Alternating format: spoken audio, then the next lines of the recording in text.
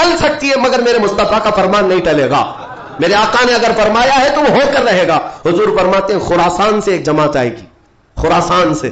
خراسان یہ افغانستان اور ایران کا کچھ حصہ ہے جس کو پرانے زمانے میں خراسان کہا جاتا تھا. میرے آقا فرماتے ہیں خراسان سے کالے جھنڈے لے کر کے ایک جماعت نکلے گی اور وہ اتنی تیزی سے بڑھتی ہوئی بیت المقدس کی طرف آئے گی کہ دنیا کی کوئی حکومت اور کوئی طاقت ان کا راستہ نہیں روک سکے گی اور وہ جھنڈے سیدھے لا کر بیت المقدس پر گاڑ دیں گے. تنصب بإیلیا. میرے آقا فرماتے ایلیا یہ بیت المقدس کی سرزمین کو کہتے ہیں. جھنڈے وہاں گاڑ دیے جائیں گے. اور حضور اکرم صلی اللہ تعالی علیہ وسلم نے یہ بھی فرمایا جب تم دیکھنا کہ یہ یروشلم بیت المقدس دار الخلافہ بن جائے. دار الخلافہ کا مطلب راجدھانی, حکومت کرنے کی جگہ بن جائے. میرے آقا صلی اللہ علیہ وسلم فرماتے ہیں فقد دنت الزلازل والبلایا والامور. حضور فرماتے ہیں تو پھر دیکھنا بڑے بڑے زلزلے آئیں گے دنیا میں. جب یروشلم کو راجدھانی بنا دیا جائے دار الخلافہ, بڑے بڑے زلزلے آئیں گے دنیا میں. والبلایا اور بہت ساری بلائیں پھیلیں گی پوری دنیا میں. یہ وائرس یہ کنٹینیو آئیں گے, یہ مت سمجھنا کورونا چلا گیا. ہاں یہ سب اب کنٹینیو آنے والی ہیں بلائیں. پوری دنیا میں بلائیں پھیل جائیں گی اور اتنے بڑے بڑے معاملات ہوں گے جن کو تمہارے کانوں نے سنا نہیں ہوگا. حضور نے فرمایا. اور یہ دار الخلافہ سے کیا مراد ہے محدثین نے اس میں الگ الگ ہے. قرآن کی صاف آیت میں اگر دیکھا جائے جبرائیل سید الملائکہ ہیں, رسول ملائکہ میں بھی افضل ہیں, یعنی تمام فرشتوں کے سردار.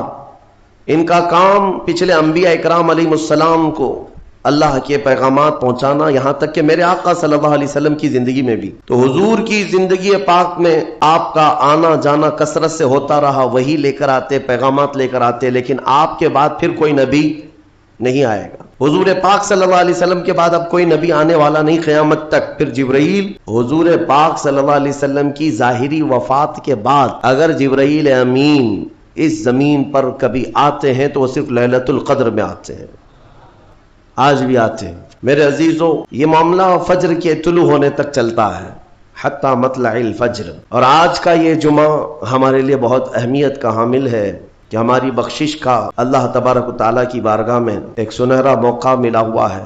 ہم سب کو آج جمعہ کے غروب سے پہلے توبہ کرنی چاہیے اور گڑ گڑا کر اپنی مغفرت کا سوال کرنا چاہیے. لیکن ساتھ ہی میرے عزیزو حالات کے تناظر میں اس آخری جمعہ کو عالمی طور پر یوم بیت المقدس کے نام سے منایا جاتا ہے. ہر سال رمضان کا جو آخری جمعہ ہوتا ہے وہ یوم قدس ہوتا ہے, یوم القدس. بیت المقدس کی بازیابی کی یاد میں اور اس کی عیسائی میں آج کا دن پوری دنیا کے مومنین مناتے ہیں. فادرز ڈے ہے, مدرز ڈے ہے, یعنی چلڈرنز ڈے ہے, پتہ نہیں کون سے ڈے ہے, لیکن بیت المقدس کا جو دن ہے وہ رمضان المبارک کے آخری جمعہ کو. میرے عزیزو آج مجھے بیت المقدس کے سلسلے میں آپ کو کچھ بیداری لانے کی ضرورت ہے. آپ یہ اگر سمجھتے ہو کہ ان سے ہمارا کیا تعلق ہے, وہ فلسطین کی بستی میں ہے, ہم یہاں ہندوستان میں ہیں. پوری دنیا کے مسلمانوں کا تعلق بیت المقدس سے ہے حدیث رسول کے مطابق. اور آپ کو وہاں کے حالات یوں سمجھ لیں کہ ایسی ہے کہ وہاں بخار چڑھے گا تو پوری کائنات کے مومنین میں بخار آنا ہے. وہاں کے حالات جو بھی تبدیل ہوں گے اس کا اثر پوری دنیا کے مومنین پر ہونا ہے. ہمارا رشتہ وہاں سے مضبوطی کے ساتھ جڑا ہے. وہ انبیاء کی سرزمین ہے. حضور پاک صلی اللہ تعالی علیہ وسلم کی کئی حدیثیں فلسطین اور بیت المقدس کو لے کر کے جو قیامت کے قریب ہونے والی ہیں وہ بشارتیں بھی ہیں. میں تھوڑی سی تاریخ آپ کے سامنے رکھوں میرے عزیزو. آج وہ بیت المقدس جو مومنین کا قبلہ اول رہا, 17 مہینے تک میرے آقا صلی اللہ علیہ وسلم خود بیت المقدس کی طرف منہ کر کے نماز پڑھتے رہے. پھر مدینہ طیبہ میں بیت المقدس کی بجائے قبلہ تحویل ہو گیا خانہ کعبہ کی طرف. اس بیت المقدس میں روایات کے مطابق 30,000 کے قریب انبیاء اکرام علیہ السلام آرام فرما ہے. 30,000 کے قریب انبیاء اکرام وہاں پر دفن ہیں. اب قرآن جس کے بارے میں کہتا ہے الذی بارکنا حولہ, سبحان الذی اسری بعبدہ لیلا من المسجد الحرام الی المسجد الاقصی الذی بارکنا حولہ. پاک ہے وہ ذات جس نے اپنے بندے خاص کو, اپنے نبی کو سفر کرایا معراج کا, مسجد حرم سے مسجد اقصی تک. مسجد اقصی کا ذکر آیا ہے 15ویں پارے کے شروع میں, اور مسجد اقصی تک سفر کرایا. کون سی مسجد؟ اللہ فرماتا الذی بارکنا حولہ، جس کے ارد گرد ہم نے برکتیں رکھی ہیں، جس کے ارد گرد برکتیں رکھی ہیں۔ آپ یہ سوچ رہے ہیں کہ بیت المقدس کو جاننا کیوں ضروری ہے؟ یہی سوال حضور پاک صلی اللہ تعالی علیہ وسلم کی زوجہ مطہرہ، ہم مومنوں کی ماں سیدہ میمونہ رضی اللہ تعالی عنہا نے عرض کیا تھا، افتنا یا نبی اللہ عن بیت المقدس، یا رسول اللہ صلی اللہ تعالی علیہ وسلم فی بیت المقدس کے بارے میں آپ ہمیں کچھ ارشاد فرمائیں، وہ کیا ہے، ہمارے لیے کتنی اہمیت کا حامل ہے بیت المقدس۔ نبی پاک صلی اللہ تعالی علیہ وسلم نے فرمایا وہ زمین تمام لوگوں کے حشر کی جگہ ہے، محشر قائم ہونے کی جگہ فرمایا میرے آقا نے، سب کے جمع ہونے کا سب سے آخری جس زمین پر سارے لوگ جمع کیے جائیں گے وہ بیت المقدس کی زمین ہوگی۔ حضرت میمونہ نے پوچھا یا رسول اللہ صلی اللہ تعالی علیہ وسلم اس کے متعلق کوئی فضیلت؟ فرماتے ہیں میرے آقا صلی اللہ علیہ وسلم من احل بحجۃ او بعمرۃ او کما قال رسول اللہ صلی اللہ علیہ وسلم، میرے آقا فرماتے جس نے مسجد اقصی بیت المقدس سے عمرے کا یا حج کا احرام باندھا، مسجد اقصی سے مسجد حرم تک آیا، عمرہ کیا یا حج کیا، جو کچھ بھی پچھلے زندگی میں کیا تھا اللہ سب معاف فرمائے گا، اور روایت میں یہ بھی وجبت لہ الجنہ، اس کے لیے جنت واجب ہو جائے گی۔ اس سفر کے بارے میں اب سنو، سب کی استطاعت تو نہیں ہے۔ حضرت بی بی میمونہ نے یہی سوال کیا کہ جس کی طاقت نہ ہو میرے آقا وہ کیا کرے، بیت المقدس نہیں جا سکتا۔ سنو، اگر اس کی اہمیت سارے مسلمانوں کے لیے نہ ہوتی تو میرے آقا صلی اللہ علیہ وسلم یہ نہیں فرماتے وَمَن لَّمْ يَسْتَطِعْ فَلْيَهْدِ زَيْتَهُ، حضور صلی اللہ علیہ وسلم فرماتے ہیں اگر کسی کی طاقت نہیں ہے تو وہ تیل، تھوڑا تیل تو اس کے پاس ہو سکتا ہے، وہ تیل ہدیہ کر کے بیت المقدس بھیجے تاکہ بیت المقدس میں تمہارے بھیجے ہوئے تیل سے اگر چراغ بھی جلایا گیا یہ ثواب اس کو بھی ملے گا، عمرے کا ثواب ملے گا۔ یہ حدیث پاک میں ہے کہ اگر تمہارے یہاں سے ہدیہ کیے ہوئے بھیجے ہوئے تیل کو بیت المقدس میں کسی نے چراغ میں روشن کیا تو فرمایا گیا اس کے برابر اسے بھی ثواب ملے گا۔ یہ یوں ہی نہیں میں عرض کر رہا ہوں میرے عزیزوں، اس کی اہمیت کا اندازہ آپ کو ہونا چاہیے، اور قیامت قریب کیسے آئے گی اس کے متعلق بھی حالات یہی میرے آقا نے فرمایا عمران بیت المقدس خراب یثرب وخراب یثرب فتح قسطنطینیہ وفتح قسطنطینیہ ظہور الملحمہ وظہور الملحمہ خروج الدجال او کما قال النبی صلی اللہ علیہ وسلم۔ یہ سیدنا معاذ بن جبل رضی اللہ تعالیٰ عنہ سے روایت حدیث ہے، میرے آقا فرماتے ہیں بیت المقدس آباد کر دیا جائے گا اور مدینہ ویران کر دیا جائے گا۔ مدینے کی ویرانی بیت المقدس کی آبادی ہوگی، بیت المقدس کے ارد گرد بڑی عمارتیں بن جائیں گی، آبادیاں بڑھ جائیں گی، اور مدینے کی ویرانی وہ کس طرح کی ویرانی وہ اللہ کے حبیب صلی اللہ تعالی علیہ وسلم ہی بہتر جانتے ہیں۔ مدینہ زادہ اللہ شرفا و تعظیما، وہ ہمارے دلوں کی دھڑکن ہے، وہ ہمارے آنکھوں کا سرور ہے۔ اور پھر آگے میرے آقا فرماتے ہیں پھر مدینے کی ویرانی قسطنطنیہ کے فتح کا سبب ہو جائے گی۔ قسطنطنیہ استنبول کو کہتے ہیں جو ترکی کا شہر ہے۔ حضور پاک صلی اللہ علیہ وسلم نے فرمایا مومنین اس کو فتح کر لیں گے، اور قسطنطنیہ کا فتح ہونا نہیں بلکہ اس سے پہلے ملحمۃ الکبریٰ، ایک بہت بڑی جنگ ہوگی دنیا میں، اس سے بڑی جنگ نہ کبھی پہلے ہوئی تھی نہ بعد میں ہوگی۔ یہ کس کے درمیان؟ مومنین اور کفار و مشرکین کے بیچ۔ اس جنگ کی جگہ بھی میرے آقا نے بیان فرمائی، وہ ملک شام ہوگا، وہ دمشق کے قریب میدان میں جنگ ہوگی، تمہارے خلاف لڑنے والے 80 جھنڈوں کے نیچے آئیں گے اور ہر جھنڈے کے نیچے 12,000 کی فوج ہوگی، یعنی تقریباً 9,60,000 کی فوج صرف مومنین سے لڑنے کے لیے حاضر ہوگی ایک میدان۔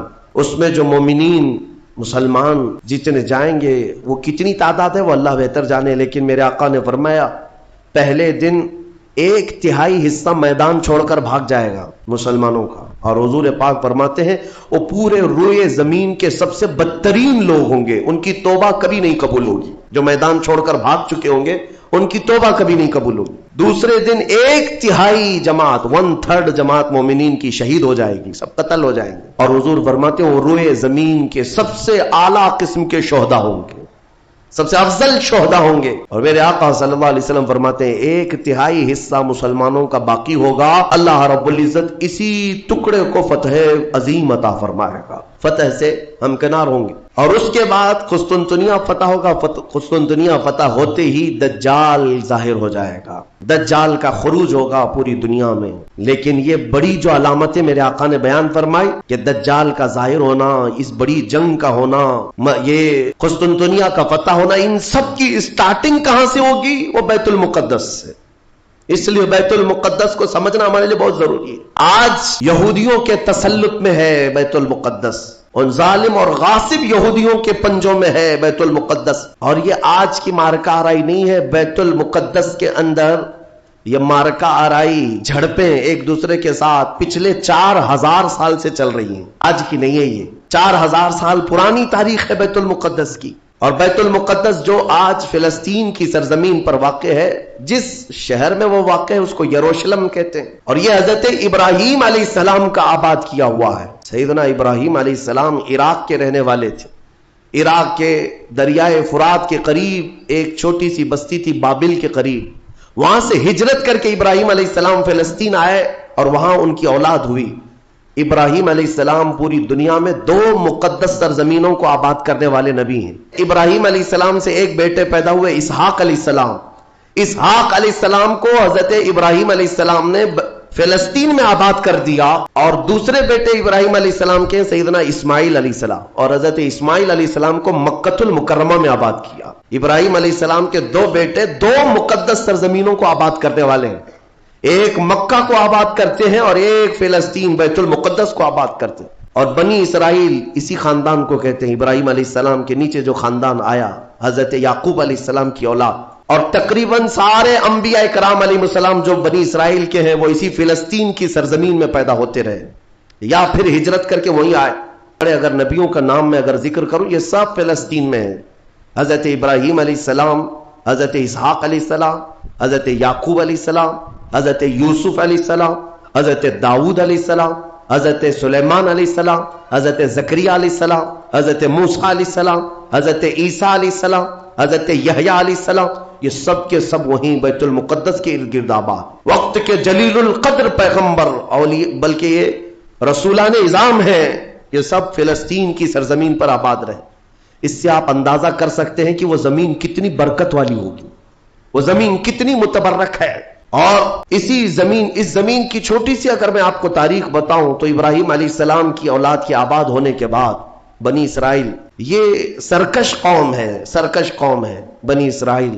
یہ ادھر بھاگ کر چلے گئے، فلسطین میں آباد نہیں رہے، برسوں بھاگے پھرتے رہے. پھر موسیٰ علیہ السلام کا جب زمانہ آیا تو اللہ تعالیٰ نے آپ کو حکم دیا، اے موسیٰ آپ اپنی قوم کو لے کر اس ارض مقدس میں جائیں. مقدس سرزمین، قرآن میں بھی اللہ نے اس کو مقدس سرزمین فرمایا. یا قوم ادخلوا الارض المقدسہ، علیہ السلام نے کہا ہے میری قوم چلو مقدس زمین پر جاتے ہیں، اور پیٹ پھیر کر بھاگنا مت ورنہ خسارے میں آؤ گے، نقصان میں آؤ گے. جو اس مقدس سرزمین سے پیٹ پھیر کر بھاگے گا وہ بڑے گھاٹے میں رہے گا. قرآن کا فرمان ہے. ان کی قوم جو ہے موسیٰ علیہ السلام کی، اس نے جواب کیا دیا جانتے ہیں؟ بیت المقدس کی طرف موسیٰ علیہ السلام بلا رہے تھے تو وہاں ایک دوسری قوم آباد تھی، قوم عمالقہ. وہ اونچے چوڑے لوگ تھے، بڑے ہٹے تگڑے لوگ تھے. موسیٰ علیہ السلام کی قوم گھبرا گئی اور کہا کہ ہم نہیں آئیں گے.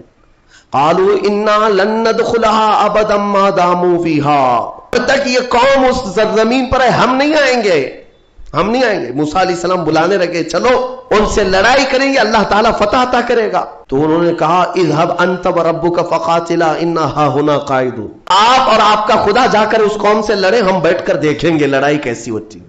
ان کی قوم کا جواب یہ تھا. تو موسیٰ علیہ السلام نے اللہ رب العزت کی بارگاہ میں اپنا عذر پیش کیا تو رب تعالیٰ نے فرمایا، اللہ تعالیٰ نے اب سزا کے طور پر اس قوم کے اوپر فرماتا ہے فَإِنَّهَا مُحَرَّمَةٌ عَلَيْهِمْ 40 سَنَةً يَتِيهُونَ فِي الْأَرْضِ، سال تک ان میں کا کوئی بندہ اس مقدس سرزمین پر داخل نہیں ہو سکے گا. اللہ نے حکم فرمایا 40 سال ان پر یہ زمین حرام کر دی گئی، وہی بنی اسرائیل پر اندر آ نہیں سکو گے اس بیت المقدس پر. اور اس کے بعد رب تعالیٰ نے فرمایا یہ بھٹکتے رہیں گے 40 سال.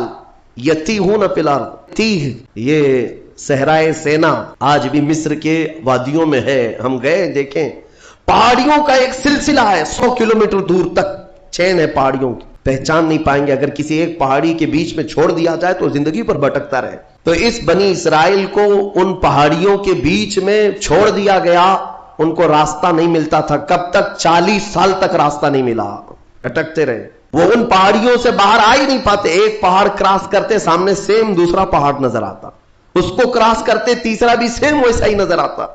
40 سال گزر گئے بھٹکتے ہوئے، پھر موسیٰ علیہ السلام کی بھی وفات ہو گئی، ہارون علیہ السلام کی بھی وفات ہو گئی۔ اب یہ جتنے نافرمان تھے یہ مر گئے، ان کی جو نئی نسل آئی، چھوٹے جو بچے تھے، اب وہ جوان ہوئے تو ان کی سوچ مثبت تھی، فکر اچھی تھی۔ اس وقت اس بنی اسرائیل کے نبی یوشع بن نون تھے، حضرت موسیٰ علیہ السلام کے خادم بھی رہے، یہ اللہ کے نبی تھے۔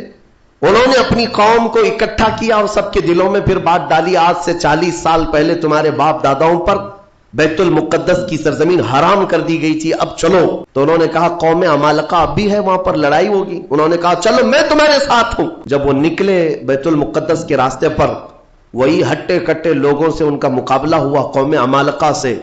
صرف دوپہر سے عصر کے درمیان وہ پوری قوم شکست کھا کر بھاگ گئی اور اللہ نے بیت المقدس بنی اسرائیل کو عطا فرمایا۔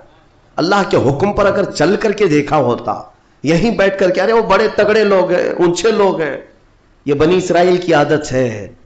پھر اللہ رب العزت نے انہیں وہاں پر قرار دیا، بیت المقدس یہ یہودی کہلا ہے، یہودی ایمان والے یہودی تھے جو بیت المقدس میں آباد تھے، برسوں تک رہے۔ اس کے بعد پھر حضرت عیسیٰ علیہ السلام کا ظہور ہوا، آپ کی ولادت ہوئی۔ عیسیٰ علیہ السلام کے ساتھ ان یہودیوں نے بڑی بدتمیزیاں کی ہیں، ان کے قتل کا بھی منصوبہ بنایا، ان کی ماں پر الزام لگائے۔ یہودی بڑی بدماش قوم، اور انہوں نے تقریباً 10,000 نبیوں کو قتل کیا ہے، اللہ کے نبیوں کو قتل کرتے تھے۔ اب اللہ رب العزت نے قرآن میں جن کے بارے میں فرمایا غضب اللہ علیہم، اللہ کا ان پر غضب ہے، اللہ کا ان پر غضب ہے، آج بھی غضب ہے، غضب ہے۔ تھوڑے دن ان کے ازدہار کے آتے ہیں، ترقی کے آتے ہیں، تو دنیا کو ایسا لگتا ہے پوری دنیا کے بادشاہ یہی ہیں، پھر رب تبارک و تعالیٰ انہیں اوندھے منہ پھر گراتا ہے۔ ذلت ان کا ساتھ قیامت تک نہیں چھوڑے گی، قیامت تک نہیں۔ انہوں نے انبیاء کا قتل کیا اور بیت المقدس میں آباد رہے۔ تو پھر ایک بادشاہ ایسا آیا عراق کا، بخت نصر نام تھا، وہ آ کر کے بیت المقدس پر ایسا حملہ کیا، ایسا حملہ کیا کہ اس نے ہزاروں یہودیوں کو قتل کیا اور بیت المقدس کی عمارتیں توڑ پھوڑ کر رکھ دی، جو حضرت سلیمان علیہ السلام کے زمانے میں عمارت بنی تھی بیت المقدس کی۔ ہاں یہ بھی میں بتا دوں اس کی تاریخ کیا ہے۔ حضرت سلیمان علیہ السلام بادشاہ تھے، اللہ تعالیٰ نے حکم دیا کہ تم تعمیر کرو۔ تو بیت المقدس جب تعمیر کرنے لگے تو کس کی مدد سے؟ جنات کی مدد سے آپ تعمیر کر رہے تھے، سارے جنات کو کام پر لگا دیا تھا، اور سارے جن صبح شام دوپہر کام پر لگے تھے اور مسجد بنا رہے تھے بیت المقدس۔ اور اتفاق ایسا کہ حضرت سلیمان علیہ السلام سے وہ خوب خوف کھایا کرتے تھے، جب تک آپ کھڑے رہتے کام کرتے، اگر سلیمان علیہ السلام چلے جاتے تو سب بھاگ جاتے تھے، کام چھوڑ کر بھاگ جاتے تھے۔ تو سلیمان علیہ السلام اپنا عصا لے کر کے کھڑے رہے اور کام کرانے لگے۔ اب اتفاق ایسا ہوا کہ سلیمان علیہ السلام دن میں بھی نہیں جا رہے، رات میں بھی نہیں جا رہے، کھڑے ہی کھڑے ہیں، اور دن رات ان کا کام چالو ہے۔ لیکن ہوا یہ تھا کہ سلیمان علیہ السلام کی وفات ہو چکی تھی، کھڑے آپ کا انتقال ہوا ہے حضرت سلیمان علیہ السلام کا، اور اپنے عصا کے سہارے کھڑے رہ گئے انتقال کے بعد بھی۔ یہ صرف اور صرف نبوت کی شان ہے، یہ صرف نبیوں کی شان ہے۔ قرآن میں ہے، اللہ تعالیٰ نے فرمایا جنت الجن کو کب معلوم ہوا پتا ہے؟ دیمک نے حضرت سلیمان علیہ السلام کی لکڑی کو کھا لیا، یہ جو عصا تھا دیمک کھا گئی، دیمک کھانے کی وجہ سے لکڑی ٹوٹی، تو لکڑی ٹوٹنے کے بعد حضرت سلیمان علیہ السلام زمین پر آ گرے، تب جنات کو پتا چلا ان کا تو کب کے انتقال ہو چکا ہے، اور اس وقت تک بیت المقدس کی تعمیر ہو چکی تھی۔ ہاں جس کو روایات میں ہیکل سلیمانی بھی کہا گیا ہے، بیت المقدس ہیکل سلیمانی، یہ الگ ووادت جو معاملات ہیں، میں اس کو پھر کبھی عرض کرتا ہوں۔ یہ تعمیر مکمل ہوئی اور وہی یہودیوں کے لیے مقدس جگہ، اور بخت نصر نے جس کو توڑا وہی ہیکل سلیمانی تھا، اور اس کے نیچے بہت ساری ان کی مقدس کتابیں جس سے جادو کرتے تھے وہ سب دفن کر دی گئیں۔ سلیمان علیہ السلام کی کرسی وہ بھی دفن کر دی گئی۔ آج بھی یہ یہودی جو کھدائی کر رہے ہیں اسی کرسی کو تلاش کرنے کے لیے، اپنی باقیات وہ جادو کی کتابیں تلاش کرنے کے لیے آج بھی یہ کھدائی کر رہے ہیں بیت المقدس کے ارد گرد۔ اور یہ جو تھرڈ ٹیمپل کہتے ہیں، تیسرا مندر تعمیر ہونا ہے، وہ تھرڈ ٹیمپل کا مطلب یہی ہیکل سلیمانی کو انہیں بنانا ہے، بیت المقدس کو ہدم کر کے، منہدم کر کے. یہ جو مسجد اقصی ہے اس کو ختم کر کے انہیں وہاں پر تھرڈ ٹیمپل بنانا ہے، یہ ان کا خواب ہے. یہودی وہاں سے قتل ہوئے، عیسائیوں کا قبضہ آیا. عیسائی تقریباً 300 سال تک آباد رہے. پھر ایک بادشاہ آیا، ایران کا بادشاہ تھا خسرو، اس نے بدلہ لیا اور اس کے بعد یہودیوں کو پھر سے آباد کیا. پھر اس کے بعد ٹائٹس نام کا ایک عیسائی بادشاہ آیا، اس نے پھر دوبارہ بیت المقدس پہ حملہ کیا. اس نے قریب 1 لاکھ کے قریب یہودیوں کو پھر قتل کیا. یہ قتل کون کر رہے ہیں؟ عیسائی یہودی، عیسائی یہودی. اور دہشت گرد کوئی اور ہے. ہاں پہلے زمانے کے دہشت گرد ہیں، یہ پرانے دہشت گرد. ایک ساتھ جینوسائیڈ کرنا، جو نسل کشی کرنا، یہ یا تو عیسائیوں کا کام ہے یا یہودیوں کا کام ہے. ان کو قبضہ ملتا تھا تو ان کو مارتے، ان کو قبضہ ملتا تو ان کو مارتے. ٹائٹس نے پورا تباہ کر دیا. پھر بیت المقدس میں اس نے غلاظت ڈال دی، کچرے ڈال دیے. بہت کچھ برباد کرنے کے بعد یہودی وہاں سے نکل گئے. پھر میرے عزیزوں وہ عیسائیوں کا تسلط ویسا ہی برقرار رہا. کب تک؟ جب تک سیدنا عمر ابن خطاب کا زمانہ آ گیا. اسلام کا یہ فتوحات کا سلسلہ تھا. میرے آقا کے غلام جس طرف جا رہے تھے زمینیں ان کے قدموں میں آ رہی تھی. وہ دور تھا تو حضرت عمر نے بھیجا کہ اب فلسطین کی طرف بھی ہمارے مجاہدین جائیں گے. اور وہاں عیسائی تھے، پوری دنیا کی خبر تو رکھتے تھے کہ کیا ہو رہا ہے. رسول پاک صلی اللہ علیہ وسلم کے غلاموں سے لڑنے کی طاقت سب کے پاس نہیں، تو انہوں نے کہا کہ ہم لڑائی نہیں کریں گے، آپ آ جاؤ، آپ کے حوالے پورا بیت المقدس کر. حضرت عمر کو خود ہی دعوت دے کر کے بلا لیا. اور جانتے ہیں ان عیسائیوں کی خباثت، یہ بڑے نرم دکھتے. اس وقت قبۃ الصخرہ جس کو آپ ڈوم آف راک کہتے ہیں، یہ یلو کلر کا جو گنبد نظر آتا ہے، یہودی اس کو بڑا مقدس سمجھتے ہیں، بڑا مقدس. اس پر عیسائیوں نے پورے لوگوں کی غلاظتیں، کچرے ڈال کر کے رکھے تھے. اس زمانے میں کوئی دوسرا گنبد تھا وہاں پر، یہ تو پھر اموی خلیفہ کے زمانے میں یلو کلر کا پھر سے بنایا گیا. لیکن اس زمانے میں کچرا ڈال کر کے رکھتے تھے عیسائی، یہودیوں کو جلانے کے لیے. یہودیوں کی وہ مقدس جگہ ہے. پھر حضرت عمر فاروق رضی اللہ تعالیٰ جب تشریف لائے تو جانتے ہیں کس شان سے آئے تھے سیدنا عمر فاروق. مدینہ طیبہ سے نکل کر کے اپنے ایک تنہا غلام کے ساتھ بیت المقدس گئے. کوئی فوج لے کر نہیں گئے، اور وہ بھی ایسے کہ غلام کے ساتھ باری لگا لیا ہے. 1 میل میں گھوڑے پر بیٹھوں گا، 1 میل تو گھوڑے پہ بیٹھے گا. سفر میں 1 میل حضرت عمر بیٹھتے تھے گھوڑے پر، غلام رسی پکڑ کر چلتا تھا. 1 میل غلام بیٹھتا تھا، عمر فاروق رسی پکڑ کر چلتے تھے. دنیا کا اقتدار میرے آقا کے غلاموں نے یوں نہیں حاصل کیا، انہوں نے خود ہی کو فنا کر دیا تھا میرے آقا کی محبت میں. اور اتفاق ایسے کہ فلسطین جب پہنچے تو باری غلام کے بیٹھنے کی تھی. حضرت عمر رسی پکڑ کر کے بیت المقدس میں آ رہے ہیں تو لوگ جو نئے لوگ تھے، عیسائی تھے، وہ سب جھپٹ پڑے امیر المومنین مسلمانوں کے، جن سے کیسو کسرا بھی کانپتے ہیں. گھوڑے پر تشریف لا رہے ہیں تو سب ان کے استقبال کے لیے تھے. جو غلام تھا حضرت ابو عبیدہ بن جراح جو صحابی تھے، انہوں نے چیخ کر کے کہا لوگوں گھوڑے پر بیٹھا ہوا امیر المومنین نہیں، رسی پکڑا ہوا امیر المومنین. اس شان سے وہ آئے اور اپنے ہاتھوں سے اس گنبد کے اوپر موجود پوری غلاظت کو حضرت عمر نے صاف کیا تھا. بیت المقدس کے ارد گرد جتنا کچرا تھا اپنے ہاتھوں سے صاف کیا، اور پھر وہاں پر اذان کی آواز گونجی. سیدنا عمر فاروق رضی اللہ تعالیٰ عنہ نے ظہر کی نماز وہاں پڑھائی اور عام خطبہ دیا سارے لوگوں کو جمع کر کے. کہا اب گھبرانے کی ضرورت نہیں، اس ارض مقدس میں اسلام آ چکا ہے. جو عیسائی، جو یہودی خوشی سے رہنا چاہے اس پر کوئی زور زبردستی نہیں. وہ اس ارض مقدس میں اقلیتوں کے اعتبار سے رہ سکتا ہے، اسے امن و امان دیا جائے گا، کسی کی عبادت گاہ نہیں توڑی جائے گی. میرے عزیزو، یہ اسلام کا احسان ہے. آج بھی جا کر کے دیکھیں فلسطین میں حضرت عمر کی سلطنت یعنی خلافت آنے کے باوجود بھی سب سے پرانا جو چرچ ہے عیسائیوں کا، وہ آج بھی فلسطین میں باقی ہے، بیت المقدس کے قریب. حضرت عمر نے منع کیا کہ ان کی عبادت گاہ کو ہاتھ نہیں لگایا جائے گا، توڑا نہیں جائے گا. سب کو امان دیا گیا ہے، سب کو امان دیا گیا ہے. اگر ایسے ہی ہمارا تسلط ہر جگہ ہو اور ہم مندروں کو توڑنے والے ہوتے تو 700 سالوں میں پتہ نہیں کیا صاف کر چکے ہوتے. اسلام اس کی تعلیم دیا نہیں، تمہیں آزادی دی ہے کہ جو تمہارے ماتحت ہیں انہیں اپنے اپنی عبادت کرنے دے دیا جائے، ذمیوں کو جو اپنے دین میں قائم رہنا چاہتے ہیں انہیں چھوڑ دیا جائے گا، انہیں مارا نہیں جائے گا۔ حضرت عمر فاروق رضی اللہ تعالیٰ عنہ کے زمانے سے لے کر بیت المقدس مکمل اسلام کے دائرے میں رہا، یہ تقریباً 200 سال تک چلا، تقریباً 200 سال تک۔ پھر خلفاء جو آئے، فاطمی خلفاء، عباسی خلفاء، سلجوقی خلفاء، جو خلیفے تھے آپس میں ہی لڑ مر رہے تھے، دولت کے لیے، پیسے کے لیے، علاقے کے لیے، ان کی آپسی لڑائیوں کی وجہ سے دوبارہ کمزوری آئی مسلمانوں کے درمیان، اور پھر سے صلیبی طاقتیں عیسائیوں کا پھر سے غلبہ ہو گیا، پھر سے بیت المقدس کو انہوں نے ہڑپ لیا۔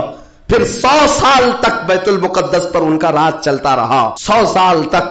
پھر انہوں نے یہودیوں کو مارا، اور بیت المقدس میں جتنے مسلمان تھے سب کو عیسائیوں نے قتل کیا تھا۔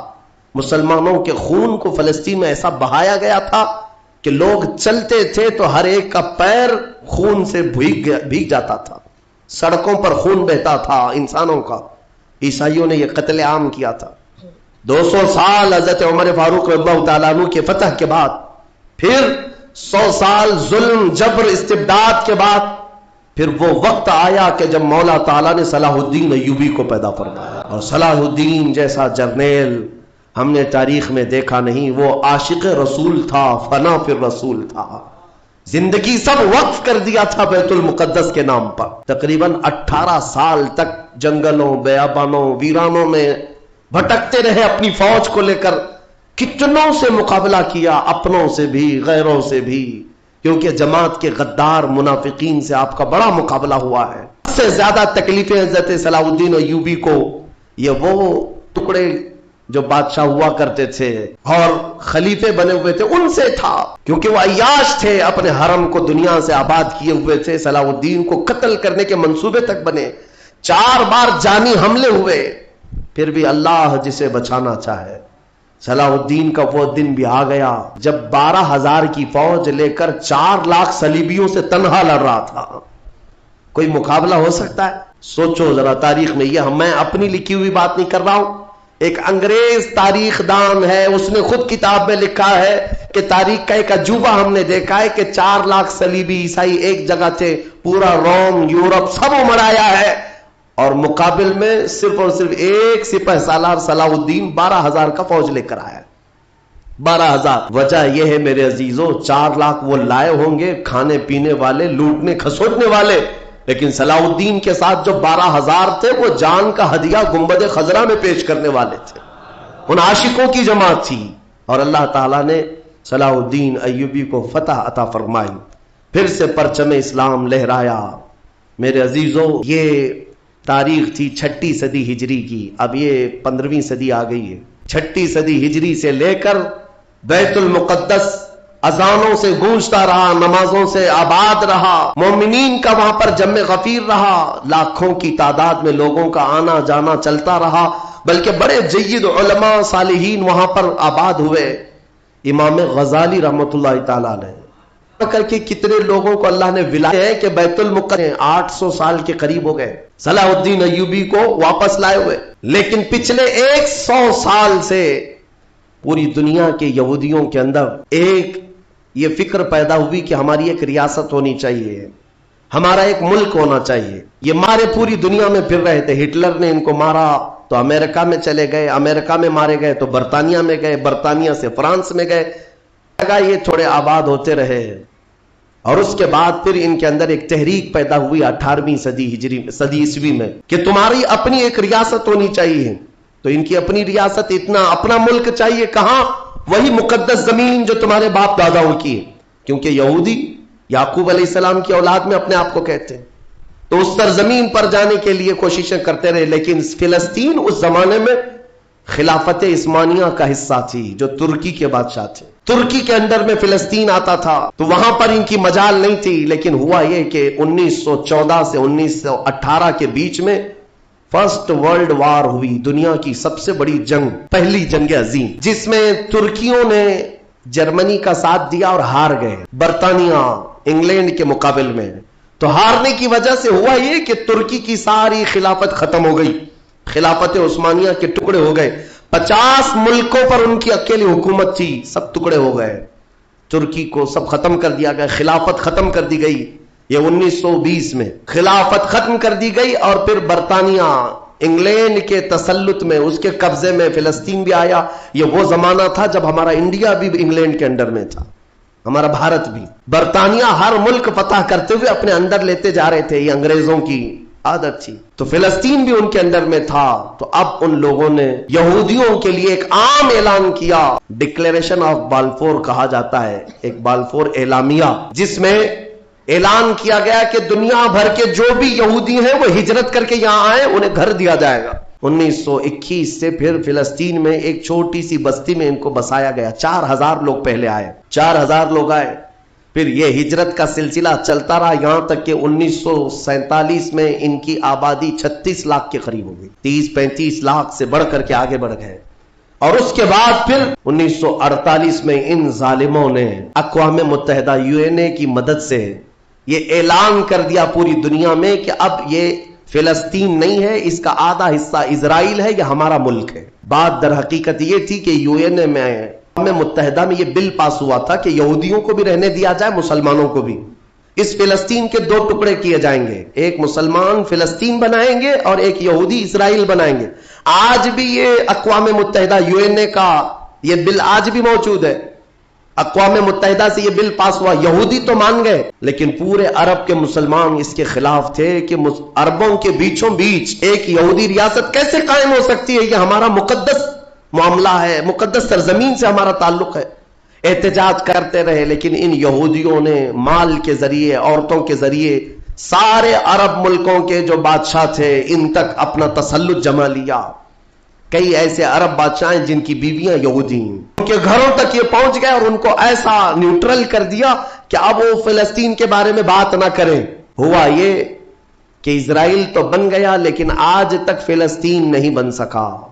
فلسطین کا وجود دنیا نہیں دکھاتی، گوگل میں چیک کرو تو نہیں بتاتا، فلسطین کوئی جگہ نہیں۔ میرے عزیزو، ہر 10 سال پر یہ زمین کو ہڑپتے ہڑپتے آج پورا وہ ارض مقدس جس کو فلسطین کہا جاتا ہے 90% یہودیوں کے قبضے میں آ گیا۔ اقوام متحدہ سے یہ بھی بل پاس ہوا تھا کہ کر لیا جائے، اسرائیل ایک ریاست، فلسطین ایک ریاست، لیکن بیت المقدس جو ہے، مسجد اقصی، وہ دونوں کے انڈر میں نہیں رہے گی، یہ اقوام متحدہ کے انڈر میں، یہ خود مختار رہے، کیونکہ یہاں یہودیوں کا بھی تعلق ہے، عیسائیوں کا بھی ہے، مسلمانوں کا ہے، سب کو یہاں آنا جانے کی اجازت رہے گی، کسی کے انڈر میں نہیں رہے گا۔